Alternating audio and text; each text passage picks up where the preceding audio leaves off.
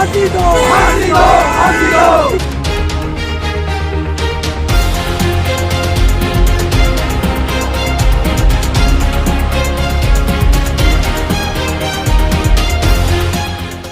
नमस्कार, आप सभी दर्शकों का स्वागत है आरएसएन एक्सप्रेस पर और मैं हूं आपके साथ सोनिया।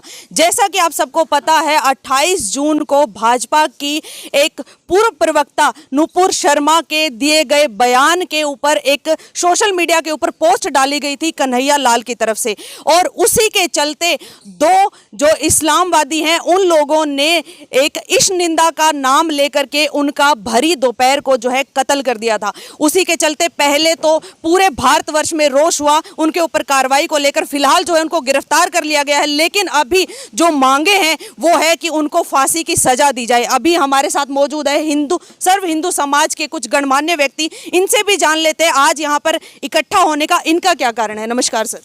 नमस्ते जी सर। वंदे मातरम, वंदे मातरम। आज आपकी क्या मांगे हैं सर? किस मांग को लेकर के आप यहाँ से जो है मिनी सेक्रेटरीट तक जा रहे हैं प्रदर्शन करते? आज पूरे हिंदुस्तान के अंदर जो हर एक युवा के अंदर, हर एक बुजुर्ग के अंदर और हिंदुस्तान के 100 करोड़ भाइयों के अंदर जो एक आग धधक रही है, उस आग के कारण हम यहाँ इकट्ठा हुए हैं कि आज हमारे भाई कन्हैया लाल की जिस प्रकार दुर्दांत आतंकवादियों द्वारा एक निर्ममतापूर्वक हत्या की गई है, हम उसकी कड़ा विरोध करते हैं। जिस प्रकार पूरे हिंदुस्तान में ज्ञापन दिए जा रहे हैं, हम भी आज हिसार सर्व समाज की तरफ से ज्ञापन देने के लिए एकत्रित यहाँ पार्क में हुए हैं और हम मांग करते हैं कि 15 दिन के अंदर माननीय महामहिम राष्ट्रपति महोदय से हम मांग करते हैं कि एक फास्ट ट्रैक कोर्ट का गठन करके दुर्दांत आतंकवादियों को 15 दिन के अंदर फांसी की सजा देने का काम हो। और जिस प्रकार उस पीड़ित परिवार को बार बार धमकियां मिल रही हैं, हम मांग करते हैं कि राजस्थान सरकार को तुरंत प्रभाव से बर्खास्त कर देना चाहिए और पीड़ित परिवार को 5 करोड़ रुपये मुआवजा और पीड़ित परिवार को नौकरी की समुचित व्यवस्था राजस्थान की सरकार करे। और भी बहुत सी हमारी मांगे हैं। हम ज्ञापन के माध्यम से उपायुक्त मैडम के नाम से और डीसी राष्ट्रपति महामहिम जी को एक ज्ञापन सौंपने जा रहे हैं। बाकी सर्व समाज के लोग हैं। मैं तो सिर्फ इतना कहना चाहूँगा कि जो भी भारत देश के इस प्रकार के कीड़े मकोड़ों के रूप में जो गद्दार आ रहे हैं, उनको गोलियों से भून देना चाहिए सरेआम चौक के ऊपर।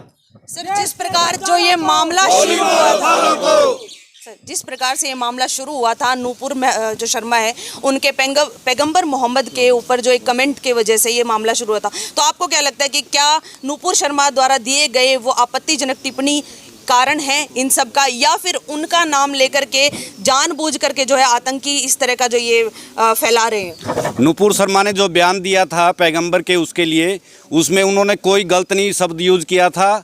वो उनके इस्लाम धर्म में सब कुछ लिखा हुआ है। नुपुर शर्मा को बहाना बनाया जा रहा है और ये आतंकवादी और एक स्पेशल एक जो धार्मिक वो है उनको बढ़ाने के लिए आतंकवादी गतिविधियाँ तैयार कर रहे हैं और इन लोगों को इस तरीके से प्रताड़ित कर रहे हैं। मैं तो ये कहूँगा कि ये पूरे देश की हार है और हिंदुओं के ऊपर बहुत कुठाराघात है। मैं ये चाहूँगा कि कन्हैया लाल के जो हत्यारे हैं उनको 10 दिन में फांसी की सजा हो जानी चाहिए। वंदे मातरम, मातरम, मातरम। सर, आप क्या कहना चाहेंगे इस बारे में? मैं मीडिया के थ्रू पूर्व सैनिक किशन सूबेदार मेजर जो नुपुर शर्मा के खिलाफ उच्च न्यायालय के न्यायाधीश सूर्यकांत जिन्होंने जो बयान दिया था, बहुत बड़ी बात है, दंडनीय। सीआरपीसी कौन सी सेक्शन के तहत उनको दोषी ठहराया था? मैं बता देना चाहता हूँ मीडिया से और भाइयों से, मेरे को ये बताया जाए कि कौन सी सीआरपीसी सेक्शन के तहत उन्होंने ये बयान दिया था, अपनी व्यक्तिगत टिप्पणी की थी। जज को सीआरपीसी के तहत अधिकार नहीं है जब तक दोषी दंडित नहीं हो जाता। ऐसा है मैम, ये तो जब से राष्ट्रवादी सरकार इस देश में आई है, 70 साल कांग्रेस ने राज किया, हर रोज हिंदुओं के ऊपर अत्याचार होते थे। आज हिंदू जाग चुका है, आज हिंदू अपनी बात रख रहा है, तो इसकी मिर्ची ज़्यादा लगी हुई है इन लोगों को। मैं कहना चाहता हूँ नुपुर शर्मा को कोई एक आदमी इस्लामिक स्कॉलर कोई भी आके सामने आए और डिबेट करे, बताएं इसमें क्या गलत है। एक भी लाइन अगर बाहर की है, ये नेगेटिव फैलाया जा रहा है पूरे देश में, और ये वामपंथी और कांग्रेसी लोग इन लोगों को बढ़ावा दे रहे हैं, और ये कैंसर है इस देश में, बढ़ता जा रहा है। हिसार में भी अगर हम सोए हुए हैं तो यहाँ पे भी मैं हर रोज देखता हूँ ये इन्होंने भूमि जिहाद शुरू कर दिया, जगह जगह इन्होंने अपने ये बना लिए हैं, और हर रोज कोई न कोई घटना होती है। अभी महाराष्ट्र का भी एक मामला निकल के आया है, उसको भी पुलिस एक सामान्य घटना मान रही थी, लेकिन वो भी एक जिहादियों द्वारा किया गया कत्ल था। तो हम आज इकट्ठा इसलिए हुए हैं कि ये जन आक्रोश बहुत बड़े जन आंदोलन में ना बदल जाए। सरकार इस पे जल्द से जल्द इसके ऊपर संज्ञान ले। और मैं कहता हूँ कि जो देश का सर्वोच्च जो न्यायालय है, उसने अपनी टिप्पणी बहुत सोच समझ कर करनी चाहिए थी, क्योंकि उसकी टिप्पणी बहुत मायने रखती है। महामहिम राष्ट्रपति को चाहिए कि वो टिप्पणी पादरीवाला को बोले, माफी मांगे देश से और वापस ले इस टिप्पणी को।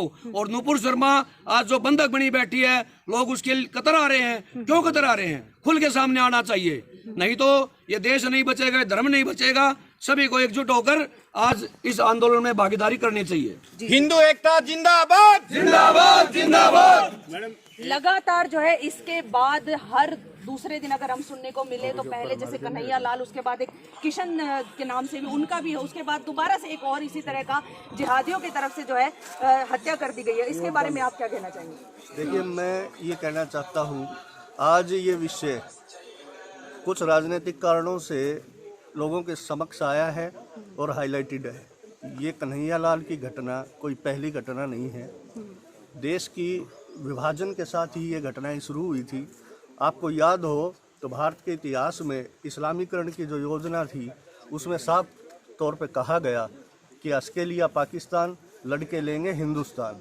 ये उस मानसिकता की पैदावार हैं और इनका तुष्टीकरण और पोषण कांग्रेस की सरकार पिछले 65 वर्षों से 70 वर्षों से करती आई है। कन्हैया लाल की घटना और इस पे संज्ञान लेना, समस्त हिंदू समाज का जागृत होना, विरोध प्रदर्शन होना और इस पे इनिशिएटिव लेना, ये सारी की सारी चीज़ें ये इसलिए संभव हो पाई हैं कि आज केंद्र में राष्ट्रवादी सरकार है। हिंदू समाज का लोग हित देखने वाले नेताओं को अपना जननेता चुनते हैं, नेतृत्व उनको देते हैं। इस वजह से आज ये घटनाएं आई हैं।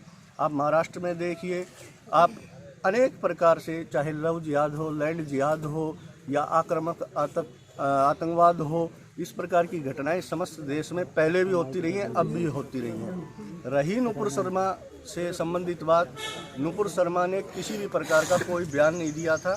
नुपुर शर्मा ने केवल काउंटर में अपनी स्टेटमेंट दी थी।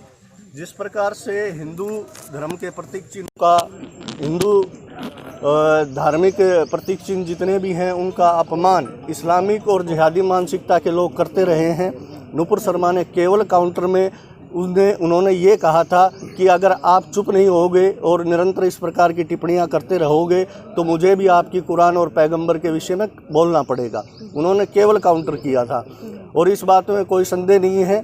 कुरान हो, हदीस हो या जितने भी इस्लामिक लिटरेचर है, आप उठा के देखना, और ये एक विशेष रूप से डिबेट का विषय है जिसको ये जवाब दे नहीं पाते। इस्लामिक जो मानसिकता और जिहादी मानसिकता के लोग हैं वो जवाब नहीं दे पाते हैं, तो आक्रोश में हिंदू समाज के ऊपर आक्रमण करते हैं और ये पूर्व में भी होते रहे हैं। और मानना कि अगर इस प्रकार से ही मुस्लिम तुष्टीकरण की राजनीति कांग्रेस के द्वारा कांग्रेस शासित राज्यों में होती रही तो ये घटनाएं बार बार होंगी। परंतु हम इस बात के लिए संतुष्ट हैं कि केंद्र में आज राष्ट्रवादी सरकार है और उससे हम सुरक्षित भी हैं और हिंदू समाज का संगठन हो रहा है। धन्यवाद। बहुत बहुत धन्यवाद सर।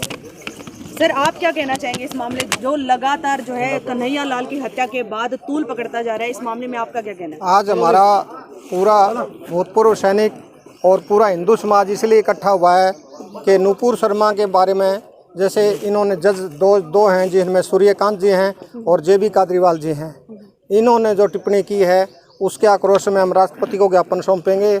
इनको पहले जांच करने से पहले कैसे पता चल गया कि कौन दोषी है या कौन दोषी नहीं है। दूसरी बात, मैं ये कहता हूँ कि हम सारे कहते हैं कि इनको फांसी दो। हमारे जो बाइलाज में ऐसा सिस्टम नहीं है कि जल्दी से जल्दी फांसी दे। मेरी माननीय प्रधानमंत्री जी से एक गुजारिश है कि इस तरह के जो षड्यंत्र होते हैं, जो पहले सुनियोजित होते हैं, भले इनकी कत्लगाह हो चाहे और कोई दूसरे धर्म का हो, जैसे ऐसे ऐसे कातिल हैं उनके लिए स्पेशल कानून बनाया जाए और फास्ट से फास्ट 1 महीने के अंदर, और खुलेआम सरेआम जो बड़े वाली जैसी भी होती हैं उनको लगा के, आर्मी लगा के फांसी दी जानी चाहिए खुलेआम। जब पता चलेगा कि कौन क्या है, भले ही वो मुस्लिम हो, हिंदू हो, कोई और हो, जो देश का गद्दार है या षड्यंत्र के तरफ, जैसे पिछले दिनों यहाँ बैंक को लूटा गया था। बैंक लूटने के टाइम आम पब्लिक भी थी और वहाँ उनका स्टाफ भी था, और वो विरोध करते तो उनको गोली मारते हो, उनकी जान चली गई, उनका क्या जाना था। तो इस तरह से जो सुनियोजित षड्यंत्र हैं, चाहे वो देश के खिलाफ हो, चाहे किसी व्यक्ति विशेष के खिलाफ हो, चाहे किसी के, जिसमें भारत हमारा कंडम हो रहा है, तो उसके लिए स्पेशल से स्पेशल इन्होंने कानून बनाने चाहिए। जो पुराने कानून हैं 1950 से पहले के, उनको रद्द कर देना चाहिए। जो अंग्रेजों के कानून हम ढो रहे हैं उसका कोई औचित्य नहीं है, उसके अंदर जहाँ भी बदलाव करना पड़े करो। और ख़ास तौर पे मैं बीजेपी से रिक्वेस्ट करता हूँ कि सबसे पहले तो बीजेपी ने नुपुर शर्मा को अकेला छोड़ करके ये गलती की है, और अब ये जो दोनों जज हैं ये इनको मरवाना चाहते हैं सरेआम। उनको धमकियाँ दी जा रही हैं कि तुम्हारा बलात्कार करेंगे और तुम्हारा सिर काटेंगे, और ये संभव भी है क्योंकि इनको बढ़ावा मिल रहा है। खास तौर पे इसमें जो कांग्रेस सरकार है ये जो तुष्टीकरण की नीति अपना रही है, मुसलमानों को बढ़ावा दे रही है। क्यों? क्योंकि हमारे पहले माननीय प्रधानमंत्री, पूर्व प्रधानमंत्री मनमोहन सिंह ने बोला था कि हिंदुस्तान के जितने भी संसाधन हैं सबसे पहला हक मुसलमान का है। क्यों भाई मुसलमान का क्यों है? पूरे हिंदुस्तान का है। ये बोलो, अगर वो हिंदुस्तान में रहना चाहते हैं, हिंदू की तरह रहना चाहते हैं या हिंदुस्तान के पक्ष में रहना चाहते हैं तो रहो। जिसको यहाँ से आपत्ति है वो कल ही देश खाली कर दे, चाहे वो हिंदू हो, मुसलमान हो, क्रिश्चियन हो, कोई धर्म से कोई मतलब नहीं है। जिसको हिंदुस्तान से प्यार नहीं उसको इस देश में रहने का अधिकार नहीं। वो चाहे जिस देश में जाए, इस देश में वही रहेगा जो हिंदुस्तान से प्यार करेगा। जिसको हिंदुस्तान से प्यार नहीं है, नफरत है, किसी भी तरह की दिक्कत है, वो वहाँ जाएं और फिर सामने आके लड़े। हमारी पीठ में छुरा घोंपने का काम ना करें। दूसरी बात, मैं सारी हिंदू समाज को आज ये कहूँगा कि तुम बजाय कार खरीदने के लोहा खरीदना शुरू कर दो। लोहा खरीदना, मेरी बात को समझ लेना कि हम जब तक सरकार एक बंदी होती है, पुलिस ने एक को पकड़ लिया, उसकी कार्रवाई होगी, न्यायिक नीचे कोर्ट है, लोअर कोर्ट है, अपर कोर्ट है, सब घुमाते रहते हैं। जब तक हम क्रिया पे प्रतिक्रिया नहीं देंगे, अगर हमारा एक व्यक्ति मारा गया, हमने 4 को नहीं ठोका तो कोई फायदा नहीं है। सरकार को सर, मैं आपसे जानना चाहूंगी, जिस प्रकार से जो ये सब हो रहा है तो आपको क्या लगता है, क्या कानून में कहीं ना कहीं कोई कमी है? ऐसा है जी, राहुल गांधी माफी मांगे नहीं, उसने जो स्टेटमेंट जिन्होंने जैसे हमारे जो है ना वेटिंग पीएम राहुल जी, उन्होंने जो स्टेटमेंट सबसे पहले तो वो माफी मांगे। उसके बाद में क्या मैं एक ही वर्ड में, क्या किसी भी न्यायालय को लोअर कोर्ट से सुप्रीम कोर्ट तक बिना बहस के, बिना उसके जज हियरिंग के फैसला देने का अधिकार है? नहीं है ना। तो वो कैसे दिया गया? सार्वजनिक तौर पे हिंदुस्तान से माफ़ी मांगे, नहीं तो इससे जो जिहादी है इनकी हिम्मत बढ़ेगी। फिलहाल हम मौजूद थे पूर्व मुख्यमंत्री भजन लाल के निवास स्थान के बिल्कुल बाहर से, जहां पर आप देख सकते हो सर्व हिंदू समाज का काफिला यहां से निकल चुका है और यहां से ये लोग सीधे जा रहे हैं लघु सचिवालय में, जहां पर डीसी को ये सौंपने जा रहे हैं ज्ञापन। और ज्ञापन के अंदर इनकी मांगे क्या है कि जो भी जो इस्लामवादी कन्हैया लाल के जिन्होंने हत्या की है, उन दोनों को जो है फांसी की सजा होनी चाहिए अगले 10 दिनों के अंदर अंदर। दूसरी बात, जिस प्रकार नुपुर शर्मा को सुप्रीम कोर्ट की तरफ से फटकार लगाई गई थी, उनको बोला गया था कि वो माफ़ी मांगे, और जिन 2 जजेस ने इसके ऊपर जो है फैसला दिया था, सुनवाई की थी, उन लोगों के खिलाफ भी इन लोगों की तरफ से रोष प्रदर्शन किया जा रहा है। कहा जा रहा है कि कैसे सीधा ही किसी को दोषी करार किया जा सकता है जब तक कि कोई फैसला नहीं हुआ, पहले किसी प्रकार की सुनवाई नहीं हुई, कोई हियरिंग नहीं हुई। उसी के चलते जो है ये लोग आज यहाँ पर मौजूद है, धरना प्रदर्शन कर रहे हैं। यहाँ से सीधा ज्ञापन सौंपने के लिए जा रहे हैं ये डीसी मैम के पास लघु सचिवालय में। आप लोगों का क्या कहना है कि क्या जो दोषी हैं उनको फांसी की सजा मिलनी चाहिए, और क्या नुपुर शर्मा के खिलाफ जो आज जो सारे उसमें भारतवर्ष में जिस तरह से रोष प्रदर्शन हुआ था, जिस प्रकार से उनके खिलाफ बोला गया था, वो कहाँ तक सही है? क्या नुपुर शर्मा का वो बयान वाकई में विवादित था? आप लोगों की क्या राय, कमेंट बॉक्स में अपनी राय जरूर रखिएगा और वीडियो को ज़्यादा से ज़्यादा शेयर करना ना भूलिएगा। मैं सोनिया किसी और खास अपडेट के साथ आप सबके सामने फिर से हाजिर होती हूँ। नमस्कार।